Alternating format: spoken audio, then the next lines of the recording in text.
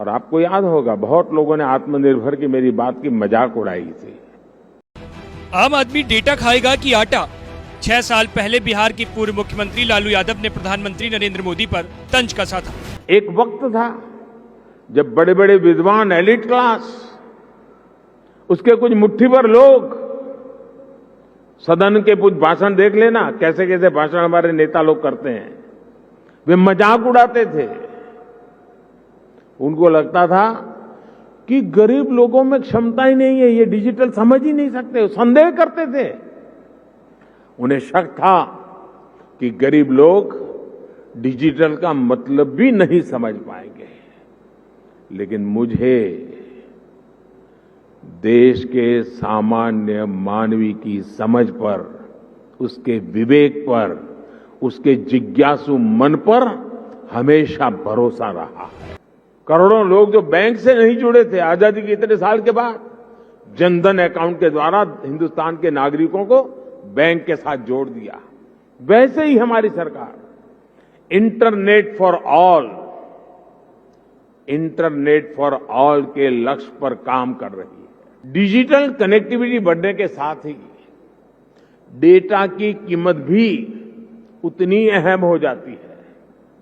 ये digital India का तीसरा पिलर था जिस पर हमने पूरी शक्ति से काम किया।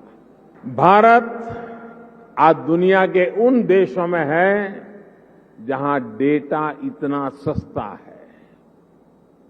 पहले 1 GB डेटा की कीमत जहां 300 रुपये के करीब होती थी, वहीं आज 1 GB डेटा का खर्च केवल 10 रुपये तक आ गया है।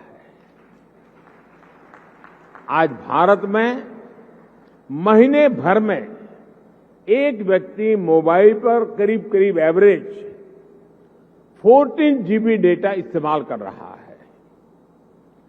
2014 में इस 14 GB डेटा की कीमत होती थी करीब 4,200 रुपये प्रति महीना, 4,200 रुपया।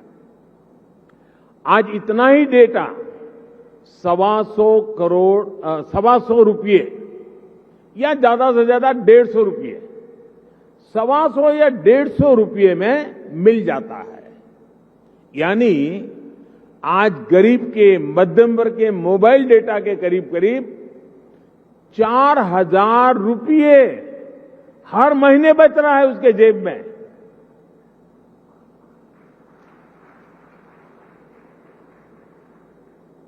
हमारी सरकार के इतने सारे प्रयासों से भारत में डेटा कीमत बहुत कम बनी हुई है।